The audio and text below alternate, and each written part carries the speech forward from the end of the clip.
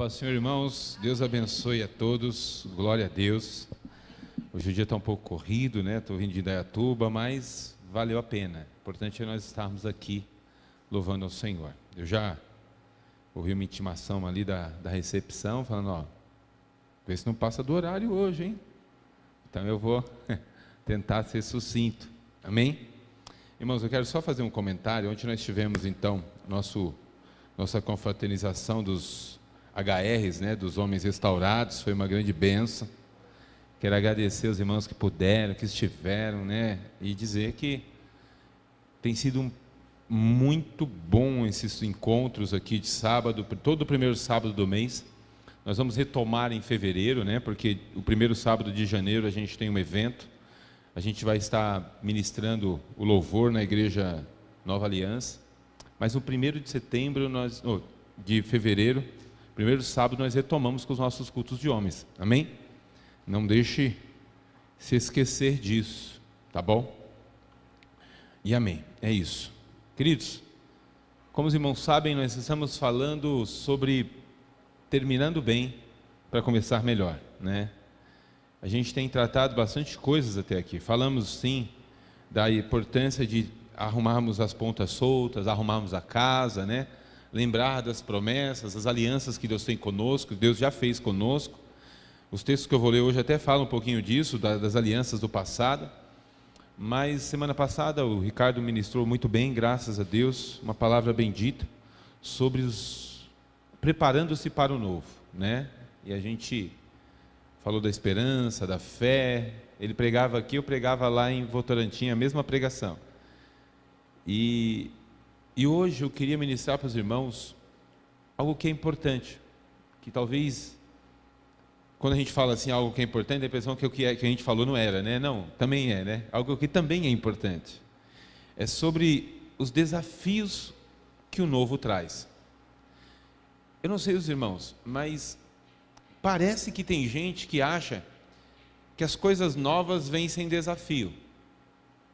Parece que as coisas novas são uma férias, parece que as coisas novas são um descanso, parece que o novo que Deus vai dar para nós é um tempo assim de a gente ficar tomando água de coco e na rede, mas não é, pelo contrário. Eu quero ler um texto que nos fala sobre isso, então eu vou convidá-los para nós abrirmos a Bíblia. Hoje nós vamos ficar bastante no Velho Testamento, por sinal, só no Velho Testamento, não pretendo andar muito, mas Números 13, se os irmãos puderem colocar aqui, nós vamos ler um pouquinho hoje também, vamos ler um texto também um pouco grande, mas importante para nós. Números 13, a partir do versículo 17, só para a gente ganhar um pouco de tempo. Todos acharam ou não? Deixa eu só...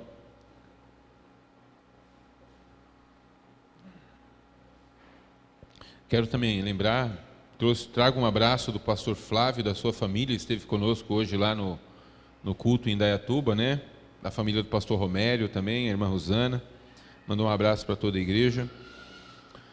A partir do versículo 18 de Números 13, diz assim, 17, perdão. E enviou, pois, Moisés a espiar a terra de Canaã, e disse, subi por aqui, para o lado do sul, e subi a montanha, e vede que terra é, e o povo que nela habita, se é forte, se é fraco, se são poucos, se são muitos. Também, e como a terra é, e quem habita, se é boa ou má, quais são as cidades em que elas habitam, e se há arraiais ou fortalezas. Também como a terra, se é fértil, se é estéril, se há árvores, se não. Esforçai-vos, e tomai do fruto da terra. E eram aqueles dias de primícias das uvas. Assim, subiram os espias da terra do deserto, ao deserto de Zim, até Reobe, a entrada de Ramate. E subiram para o lado sul, e vieram até Hebrom, e estavam ali Alimá, Sesai, Tamai, filhos de Anak. Hebrom, aqui na minha tem uma traduçãozinha, Hebrom foi uma cidade de 7 anos de Zoar no Egito. Depois foram até o vale de Escol, e dali cortaram um ramo de vide como um cacho de uvas, o qual trouxeram em 2 homens sobre uma vara, como também as romãs e os figos. E chamaram aquele lugar Vale de Escol, e por causa do cacho que ali encontraram os filhos de Israel. E eles voltaram a espiar a terra a fim de 40 dias, e caminharam e vieram a Moisés e a Arão e toda a congregação de Israel no deserto de Padã Arã, em Cades Barneia, e deram as notícias a eles, a toda a congregação, mostrando-lhe o fruto da terra.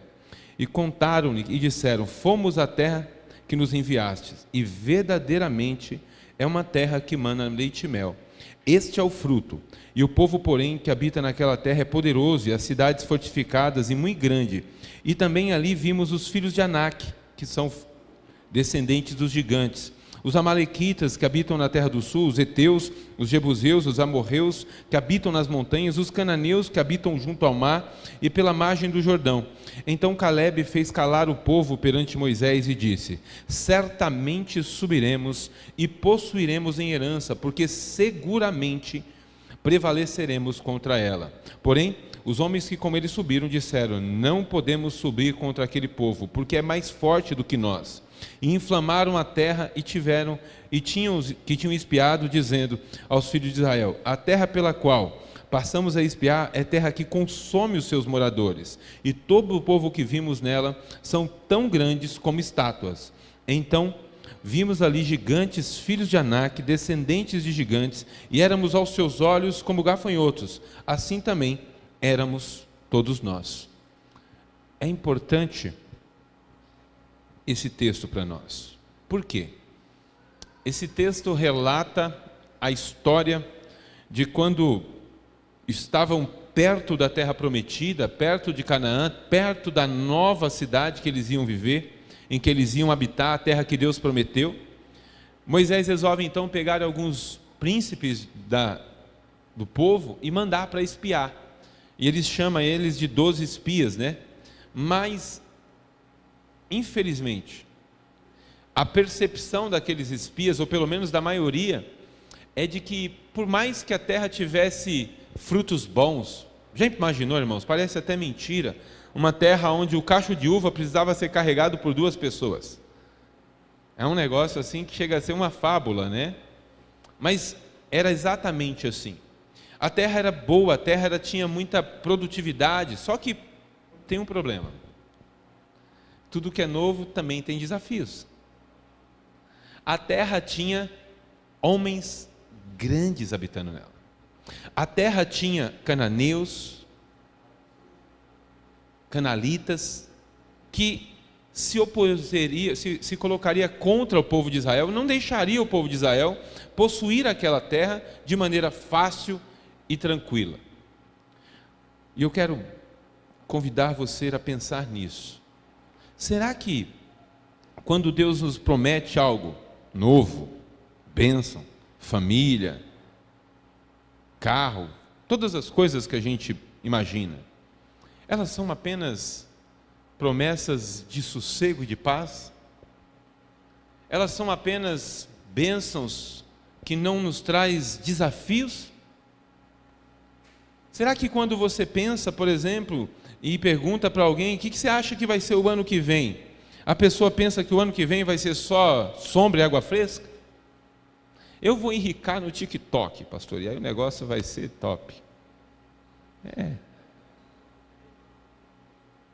Mas até essas pessoas têm desafios depois.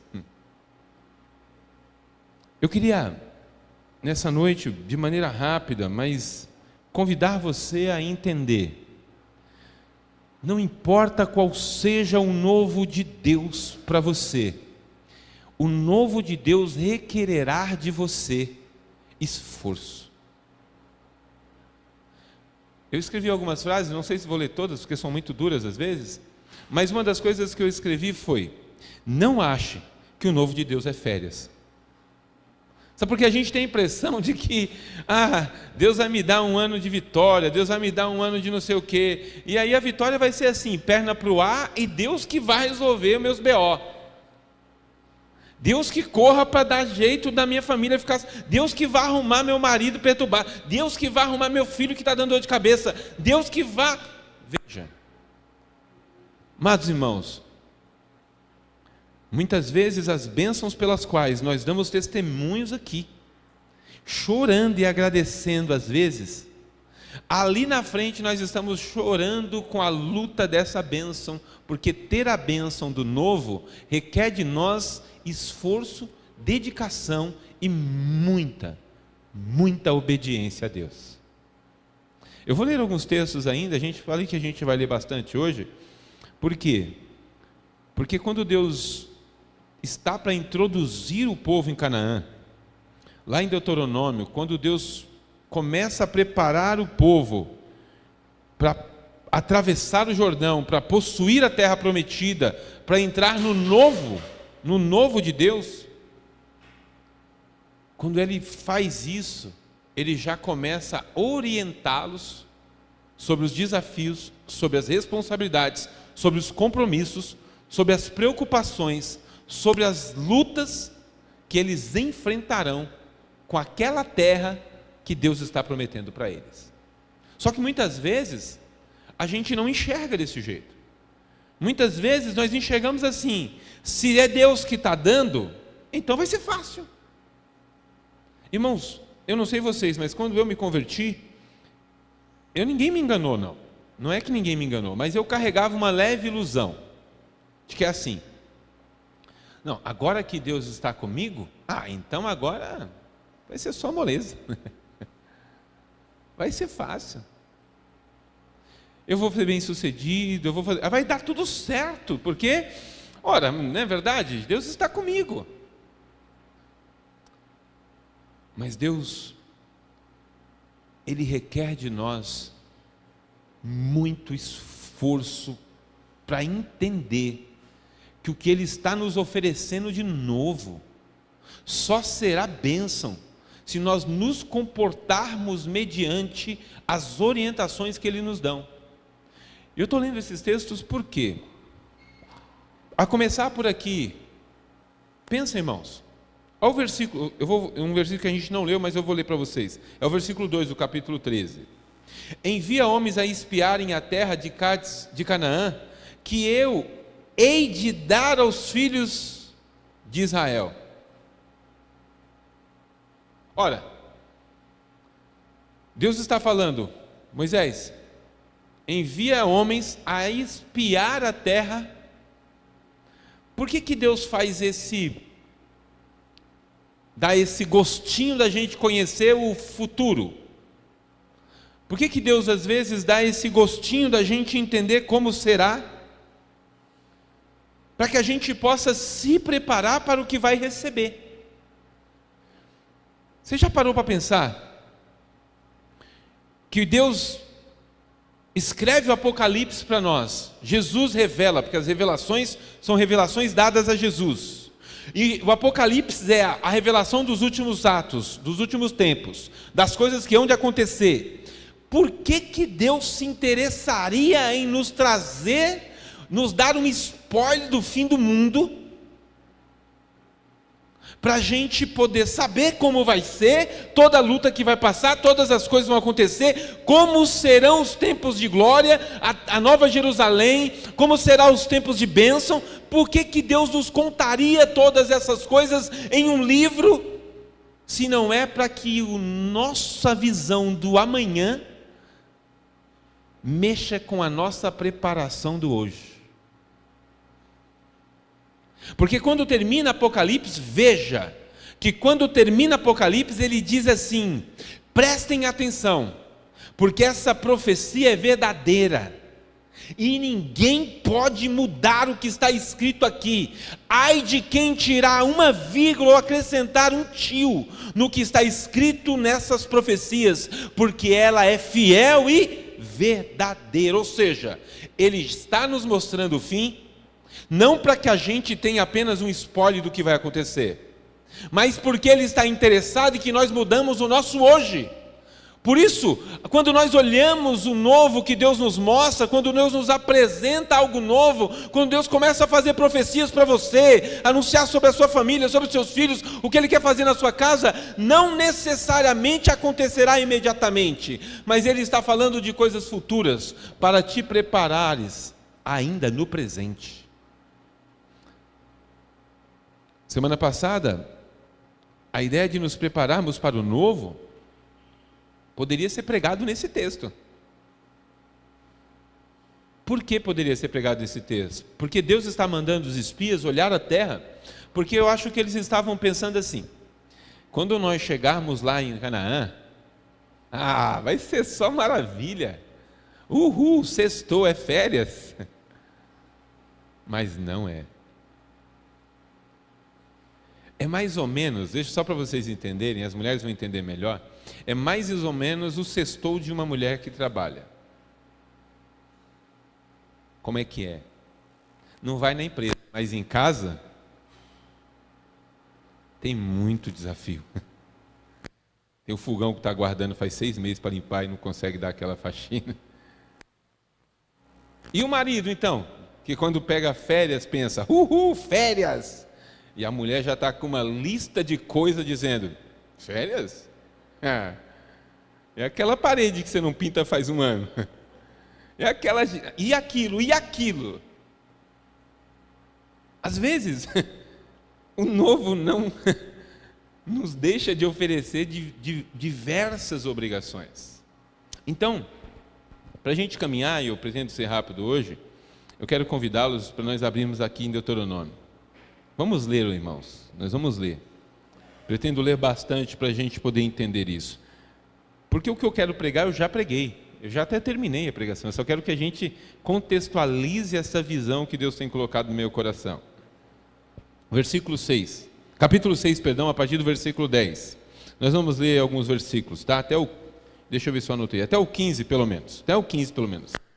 Quando, pois, o Senhor teu Deus te introduzir na terra que jurou a teus pais, Abraão, Isaque e Jacó, que te daria com grandes e boas cidades, que tu não edificaste, e casas cheias de todo bem, que tu não enchestes, e poços cavados, que tu não cavastes, e vinhas e olivais, que tu não plantastes, e comerdes e fartardes, guarda-te que não te esqueças que te tirou da terra do Egito e da casa de servidão. Versículo 13. Ao Senhor teu Deus temerás e a Ele servirás, e pelo teu nome jurarás. Não seguirás outros deuses, aos deuses dos povos que houver ao redor de vós, porque o Senhor teu Deus é um Deus zeloso no meio de ti, para que a ira do Senhor seu Deus não se acenda contra ti e te destrua sobre a terra, sobre a face da terra. Não tentareis o Senhor vosso Deus, como tentaste em Masá. Eu li um versículo a mais. Quando eu li essa parte, eu confesso que o que Deus colocou no meu coração é muito simples. É assim, cuidado com o novo, porque ele é bom. Mas o novo de Deus não te isenta de ser influenciado pelo período da novidade. O que acontece conosco aqui, nesse texto? Deus está dizendo que vai colocar eles na terra prometida. Quando eles entrarem lá, Deus está dizendo, agora toma cuidado. Porque quando você entrar nessa terra nova, nesse tempo novo, no ano novo que vai vir, nessas coisas que eu vou te dar, cuidado para não acontecer de você se esquecer de mim. Porque, irmãos, o novo é muito sedutor. Eu falava isso lá em Votorantim. Tem coisas que Deus não dará a nós, porque Ele sabe que o odre vai romper. A pessoa diz assim, eu quero, pastor, que o senhor ore para Deus me dar uma casa na praia. Nossa, porque meu sonho é ter uma casa na praia. Aí Deus dá uma casa na praia para ele. Perde o vinho e rompe o odre. Não vem para a igreja, porque agora faz o que todo final de semana? Deus conhece o odre velho. Ele sabe que se ele colocar um odre novo para uma pessoa que não está transformada, que não tem a graça de entender que é o Senhor toda a honra, toda a glória, e que Ele merece todo o nosso louvor em primeiras coisas, em prioridade, o que acontece com essas pessoas? Ela vai dizer, para que eu comprei uma casa na praia se eu não posso ir agora? Pronto. Ainda vai culpar Deus, vai dizer assim, por que Deus me deu então? A gente precisa tomar cuidado com isso. Deus, olhando para isso, está dizendo assim, ó, como o novo que eu vou te dar não é sem desafios, como o novo que eu vou entregar para você não deixa de ter desafios, eu vou te mostrar uma coisa, toma cuidado. Vou te dar algumas orientações e observações para você. Cuidado para você não se contaminar com as coisas que você vai ver lá. Cuidado para você não permitir que a influência do novo possa corromper o seu coração. Cuidado para você não permitir que a novidade te seduza a tão ponto de você achar que o novo é mais importante do que o Deus que faz nova todas as coisas. Porque tem gente que, infelizmente, porque vive algo novo, esquece-se de Deus. Por isso, eu disse que eu não ia usar muito o Novo Testamento, mas quando Jesus diz assim, todo aquele que não deixar pai, mãe, irmão, amigo, filho, por amor de mim, não é digno de mim. Porque nós temos uma tendência de nos prendermos a tudo que Deus nos dá de novo. Deus nos deu uma casa. Eu vou ficar com ele. A minha vida é a minha casa. Deus me deu um filho. A minha vida é o meu filho. Meus amados irmãos, nós que servimos a Deus, o Deus verdadeiro, o único e Senhor, Criador de toda a terra e de todas as coisas, e aquele que te redimiu e te salvou, você precisa saber de uma coisa: Deus é a coisa, não, eu dei essa expressão, Deus é o mais importante, e mais importante do que o que Ele te dá, e do que o que você recebe da mão dEle. Se nós começarmos a tratar as bênçãos da mão de Deus com mais alegria e com mais satisfação, ter mais regozijo nas coisas que Ele nos entrega, do que nele que é quem nos entrega, nós acabaremos sendo seduzidos pela bênção e não sendo transformado pelo abençoador. É muito perigoso o novo, não porque Deus não quer nos dar coisa nova.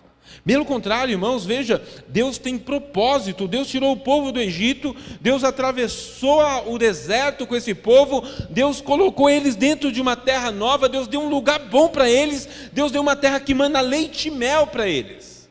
Mas nem por isso Deus não deu advertências ou orientações quanto àquela possibilidade de que a influência da terra nova pudesse corromper o coração de um povo que ia se esquecer do Deus que é maior que a terra nova, que é melhor que a terra nova, que é mais importante que a novidade, que o novo. Se você tem esperança no ano que virá, eu preciso te dizer, Deus é melhor que o ano que virá. Até porque o que você pode estar recebendo de 2025, 24 para 25 é um ano. Mas o Deus que você conhece, que eu prego nessa igreja, Ele não te oferece só o 2025. É 2026, 30, 50, 800. É a eternidade. O que é 2025? Perto da eternidade que Ele nos oferece.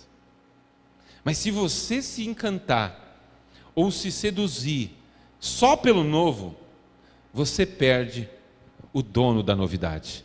E o dono da novidade é muito mais importante do que a novidade que Ele entrega nas suas mãos. Por isso, o texto que nós acabamos de ler é uma observação, são várias. Quando nós abrimos o Deuteronômio, a partir do versículo 3 para frente, do capítulo 3 para frente, ele começa a ressaltar e fazer observações. No 6, eu quero ler um trecho do 6, para que a gente possa entender, no 7, perdão, quero ler um trecho do 7, do 1 ao 9, que diz assim: quando o Senhor teu Deus te houver introduzido na terra, a qual vais para possuir, e tiver lançado fora as muitas nações de diante de ti, os heteus, os gigazeus, os amorreus, os cananeus, os perizeus, os heveus, os jebuseus, 7 nações mais numerosas e mais poderosas do que tu, e o Senhor teu Deus te tiver dado diante de ti, para os ferir totalmente, os destruir, e não farás com ela aliança, nem terás piedade delas, nem aparentarás com elas, aparentarás isso, nem te aparentarás com elas, não darás as suas filhas seus filhos, e não tomarás as suas filhas para os teus filhos, pois faria desviar os teus filhos de ti, para se servires a outro Deus, e a ira do Senhor se acenderia contra vós, e depressa vos consumiria. Olha que interessante isso. Sabe o que Deus está dizendo?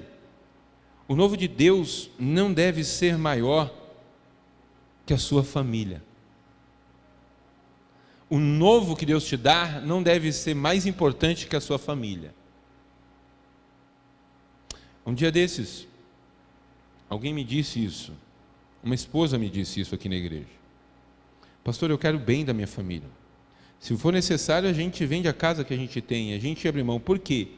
Porque o importante para mim é a minha casa. A minha casa não é o lugar que eu moro, a minha casa é a minha família. Isso é maravilhoso.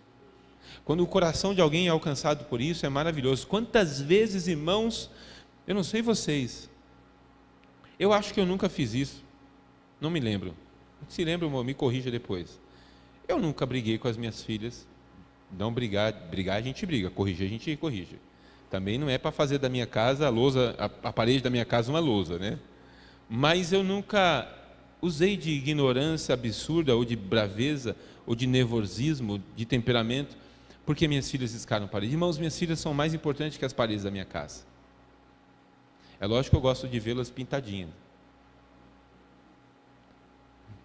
E a minha esposa está pensando, então por que você não pinta mais? Porque eu conheço os teus pensamentos. Irmãos, quantas vezes nós não brigamos com os filhos porque eles sujam o carro? Quem é mais importante, o carro ou os filhos? Não que não é para você educá-los. Por favor, eduque, lógico. Também não é porque são filhos que podem ser porcos, né? Lá em casa a gente briga para não jogar coisa para fora da janela. Lá em casa tem uma lei, não se joga nada para fora da janela. Jogue no carro, mas não jogue para fora da janela. Filho nosso que joga coisa para fora da janela perde a mão. Estou brincando, senão já não tinha mão. Mas uma das coisas importantes é que esse texto me mostra que nós devemos ensinar os filhos cuidado, para que a gente não perca eles, não deixa que eles tenham alianças. Por quê? Porque a terra nova, a novidade, irmãos, é pior. É perigoso, não é que é pior, perdão, estou usando a expressão errada. É perigoso que a gente permita que a sedução das coisas novas, tipo, você viu o carro novo que o papai comprou? Cuidado, agora limpa o pé, no velho podia entrar com o pé sujo, agora não, irmãos, veja, a gente precisa tomar cuidado com isso. A gente permite que os nossos filhos se contaminem, porque infelizmente nós não observamos os mandamentos do Senhor. Eu vou continuar lendo um trecho aqui, eu não cheguei até o 9, cheguei não? Não cheguei, acho que eu parei no 5, né? No 4. Porém assim lhes fareis, derrubareis os seus altares, quebrareis as suas estátuas, cortarei os seus bosques, queimareis no fogo as suas imagens de esculturas, porque povo santo és ao Senhor teu Deus, o Senhor teu Deus te escolheu, para que lhe fosse seu povo especial, e de todos os povos que há sobre a face da terra, o Senhor tomou prazer em vós, não vos escolheu porque vossa multidão era mais do que todos os outros povos, pois vós ereis menos em número do que todos os povos, mas porque o Senhor vos amava, para guardar o juramento que fizeste aos seus pais. O Senhor vos tirou com mão forte, e vos resgatou da casa de servidão, da mão de Faraó e do rei do Egito. Saberás, pois, que o Senhor teu Deus, Ele é Deus fiel, que guarda a aliança e a misericórdia até 1000 gerações, aos que amam e guardam os seus mandamentos. Esse texto fala da promessa, ele vai dizendo, é como se ele dissesse assim, sabe, filho, eu não tenho um cuidado com você só porque você é bonitinho, sabe, filho, eu não tenho um amor por você só porque você é a coisa mais linda do mundo e aí Deus te ama. Não, porque você não tem virtudes para isso. Não há qualidade. Mas é porque eu tenho uma aliança com você. Seria como se ele dissesse para o Léo assim, Léo, sabe por que eu cuido de você? Sabe por que eu te guardo? É porque eu tenho um compromisso com seu pai. Seu pai me recebeu e a sua mãe e seu pai me amam. E eles me temem, então Sua vida é importante para mim, não porque você é o melhor, o mais importante, não, é porque eu tenho aliança com aqueles que me servem. Eu tenho uma aliança. Então eu queria que você entendesse hoje que esse texto me remete àquilo que Deus colocou no meu coração essa semana. Cuidado, meus irmãos, para que a gente não possa fazer com que a novidade das coisas que Deus nos dá seja maior do que as verdadeiras bênçãos que Ele já nos entregou. Porque o povo era a grande coisa que Deus tinha. O povo era a grande bênção que Deus escolheu. A nação de Israel foi aquele povo que Deus disse, olha, e quando eu digo nação de Israel, não estou dizendo essa que a gente conhece aqui, tá? Estou dizendo essa da Bíblia, a nação da Bíblia, que não é mais essa que a gente vê geologicamente, sociologicamente, que não é a mesma nação. Mas eu queria que você entendesse que o prazer de Deus está em manter aliança com você. Mas que para isso aconteça, há uma parte que te cabe durante o novo. Há algo que você precisa entender. Você não pode permitir que o novo ocupe o lugar de Deus na sua vida. Irmãos, quantas pessoas não se perdem por coisas novas que acontecem? E falo com tranquilidade, e se isso couber para a sua vida, para a família, para a sua vida hoje, eu espero que caiba e Deus te abençoe. Eu já vi jovem começar a namorar e deixar de ser crente. Arrumou uma namoradinha nova, e com a namoradinha nova foi a fé embora. Eu já vi gente deixar de ser crente porque conseguiu um emprego novo. Lembra da proposta do que o Senhor diz? Quem é fiel no pouco também é fiel no muito. Eu já vi gente deixar de ser crente porque, infelizmente, comprou uma coisa nova para ele. E a coisa nova é mais importante do que o Deus. Um detalhe simples, e é comprovável por vocês, um celular novo hoje é uma preocupação para um pai cristão. Tenta tomar o celular de um jovem que você tem na sua casa. Tenta falar para um filho que você vai proibir ela de usar o celular. Ela te odiará das mais profundas entranhas da alma dela. Arranque um braço de um filho adolescente, de um jovem, mas não arranque um celular. Só que o interessante, quem que comprou o celular? É o pai que dá o celular e o pai às vezes não consegue tirar.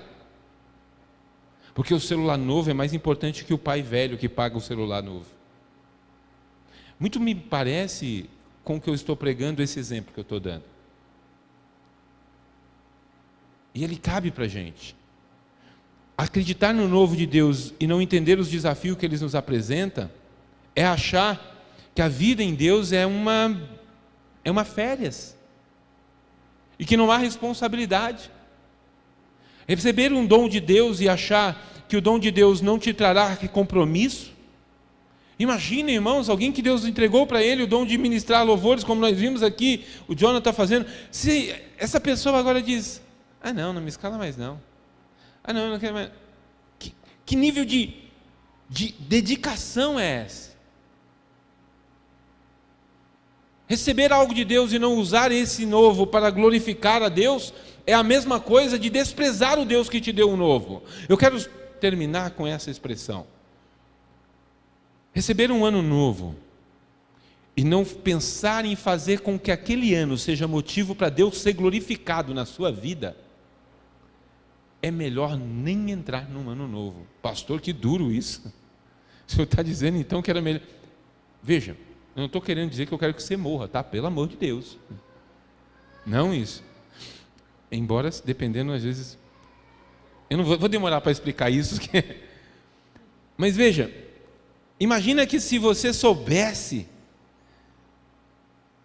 que o ano que virá você vai se desviar, mas que se você não entrasse no ano que virá, você permaneceria fiel esse ano, e era melhor. O que era melhor? Era o ano que você vai se perder ou o ano que você tem? Então, veja, eu não quero que você morra não, pelo amor de Deus. O que eu quero dizer para você é assim, Deus te dar um ano novo, ou te dar algo novo, para que esse novo que você receberá, seja também motivos para você glorificar a Deus. A única maneira de você viver o novo de Deus e o que Ele tem te apresentado, e Ele não te atrapalhar na sua vida, o único cuidado que você tem que ter com o novo, é o que o irmão Jonathan falou aqui, é o privilégio de que nós somos chamados para ser adoradores. Então o ano terá que ser para a glória dEle, porque se no ano que Deus te entregar, você não puder glorificá-lo, esse ano não terá valido a pena. Por isso que nós cristãos temos um hábito até gostoso, interessante. A gente conta da época que nasceu de novo. Algumas pessoas pensam assim, e eu não conto desse jeito, mas eu acho válido. Quando que você se batizou, irmã Maria? Lá com Moisés, Abraão. Há 30 anos atrás. Estou brincando. Tem gente que diz assim, há 30 anos atrás eu nasci. Isso é maravilhoso, porque há 30 anos que eu agora vivo para a glória de Deus. E os outros anos que passou? Eu considero como se ele nem tivesse, não é que não tivesse valor, eu considero como se eles não tivessem tido produtividade. Precisa nascer de novo. É lógico que eu não considero nascer de novo apenas o batismo. Eu considero nascer de novo a verdadeira transformação que acontece em nossos corações, a verdadeira mudança que acontece na conversão sincera e verdadeira. Porque tem gente batizada que ainda não nasceu de novo. Tem gente que já desceu nas águas e não nasceu de novo. A gente tem jovens aqui na igreja que a gente já batizou, mas precisa nascer de novo. Tem gente que fala assim, eu batizei, nossa, eu era animado para me batizar, eu me batizei de novo, eu briguei com a minha família para me batizar com 12, 10 anos de idade, mas ainda não nasceu de novo. Porque nascer de novo não é tomar um banho de água, é ser nova criatura. Então, o que eu quero dizer com isso, é que não adianta o novo, se o Deus do novo não te acompanhar. Por isso eu quero te dizer uma coisa, abra o seu coração, Deus tem coisas novas para você, mas não permita que essas novas coisas e os desafios que elas trarão, não seja para a glória de Deus, não seja para a manifestação do louvor e da glória de Deus na sua vida. O que eu peço e eu oro para essa igreja é para que o ano que nós vamos entrar seja uma oportunidade de Deus de enfrentarmos os desafios que virão, não importa quão duros, quão difíceis, quão complicados sejam, mas que no final dele nós possamos dizer, até aqui o Senhor nos ajudou. Bendito é o nome do Senhor. Irmãos, e eu posso dizer hoje, em dezembro, final de ano, que esse ano nós tivemos desafios aqui como igreja, eu tive desafios na minha família, mas eu louvo a Deus, sabe por quê, irmãos? Eu vou terminar esse ano mais crente do que quando eu comecei, mais temendo a Deus do que quando eu comecei, mais livre de vícios e pecados do que quando eu comecei. Porque Deus me deu um ano como uma grande bênção, e os desafios que eu enfrentei não me derrubaram, pelo contrário, me fizeram mais fortes. Receber o novo de Deus é uma oportunidade de sermos aperfeiçoados pela graça. E eu quero que você não entre um ano pensando assim, o negócio vai ser perna para o ar. Eu não sei se essa frase é de alguém, ou se eu já ouvi, mas eu vou falar ela. Deus não tem compromisso com preguiçosos e relaxados. Por isso, quando ele chama Josué, a primeira conversa dele com Josué é: esforça-te e tem de bom ânimo. Você está pensando o quê? Que essa terra vai ser fácil? Esse povo vai ser fácil? Mas as uvas são enormes. Irmão, deixa eu te falar uma coisa. Uvas grandes com um povo complicado, como o povo de Israel, até a doçura da uva ficava ruim. Era melhor comer jiló do que comer a uva de Canaã com aquele povo que cada passo que dava, voltava-se contra o líder deles. O livro de Josué termina com Josué dando um checkmate, dizendo: eu não sei o que vocês querem da vida de vocês, passei a minha vida inteira conduzindo vocês, mas para mim deu. O que vocês quiserem, façam. Se Deus é Deus, sirva. Se Baal é Deus, sirva a Ele. Mas eu sei de uma coisa: eu e minha casa serviremos ao Senhor. Já pensou um pastor terminar o ano falando isso? Não, eu não vou terminar o ano falando isso. Mas eu quero dizer uma coisa para você: Deus quer sim dar coisas novas para você. Por sinal, tem coisas que eu penso que Deus não está dando, porque Ele está conhecendo o odre que você é. E para que você não se perca, eu dizia isso lá, não sei se o Ricardo falou isso, a questão da parábola do odre, não é só sobre o vinho, é sobre também a preservação. Veja que ele diz: ninguém deita vinho novo em odre velho, porque se você deitar novo vinho em um odre velho, vai acontecer o quê? O odre vai se romper e ambos se perderão. Mas deita-se vinho novo em odres novos, porque ambos se conservarão.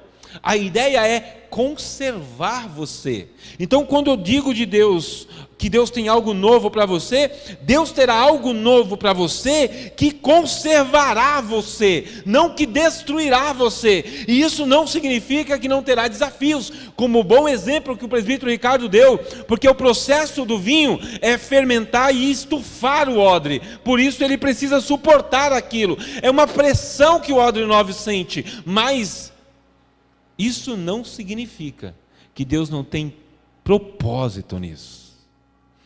Deus estará sim, meu irmão.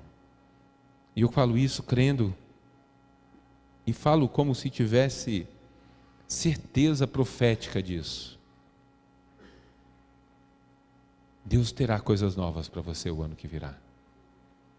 Mas você precisa saber de uma coisa: não será sem desafios. Mas a beleza da novidade não pode seduzir o seu coração. E de tudo que Deus te deu de novo, preste atenção numa coisa. Deuteronômio 7 fala sobre isso. Preocupe-se com seus filhos e a sua casa. Deuteronômio vai dizer: ensina a criança, não, conte para elas. Quando você estiver na terra nova, quando você entrar na terra que eu te coloquei, ensina aos teus filhos sobre tudo o que eu fiz na sua vida. Deus, Ele quer que a sua casa seja edificada, mais do que a sua conta bancária. Deus quer que o seu casamento seja abençoado, mais do que a sua fortuna. Deus quer que você tenha uma vida mais cheia de paz e alegria em você, seus filhos, a sua casa, do que o carro que você quer ter, a roupa que você quer comprar, o tênis que o seu filho quer ter, o celular que ele acha que precisa. Deus está interessado mais nas bênçãos, e se Ele te der as bênçãos, é importante que você tome cuidado. De vez em quando eu estou fazendo exortações sobre o vício do celular lá em casa, porque eu me preocupo com isso. Eu tenho medo, não de perder os filhos, mas de perder aquilo que eu ensinei para eles, deles esquecerem de tudo que eu falei. Que Deus possa falar ao seu coração essa noite. Nosso tempo já acabou, senão o pessoal da portaria ali vai brigar comigo. Eu quero convidar o grupo de louvor, nós vamos cantar um hino. E nós estaremos orando para encerrar. Mas eu queria, enquanto eles estão vindo para cá, dizer só mais uma coisa. A minha esperança sobre o novo de Deus para você. E por que eu estou pregando isso? Terminando bem, para começar melhor. É que, talvez, aquilo que Deus te entregou esse ano, talvez todas as coisas que Deus te deu de novo esse ano, você não tenha sabido usar, você não tenha sabido utilizá-la da maneira que Deus pudesse ser glorificado na sua vida. Pastor, Deus me deu filhos. Como Deus foi glorificado com os filhos que Ele te deu? Deus me deu esse ano Emprego. Como Deus foi glorificado com o emprego que Ele te deu. Deus me deu casa. Como Deus foi glorificado com a casa que Ele te deu esse ano. Deus me deu um emprego, Deus me deu sustento. Como Deus foi glorificado com o sustento, com o emprego, com as possibilidades.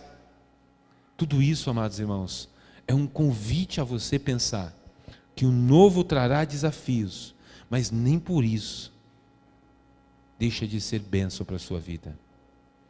Então aproveite, repense como foi esse ano, e o ano que Deus te dará agora. Tente fazer dele algo pelo qual Deus possa dizer: eu me sinto glorificado nisso. Eu me sinto glorificado na vida de fulano. Eu me sinto glorificado na vida de ciclano. Eu me sinto glorificado na vida de sei quem. Eu preciso entender isso, senão o novo não terá valido a pena. Que Deus abençoe vocês. Amém?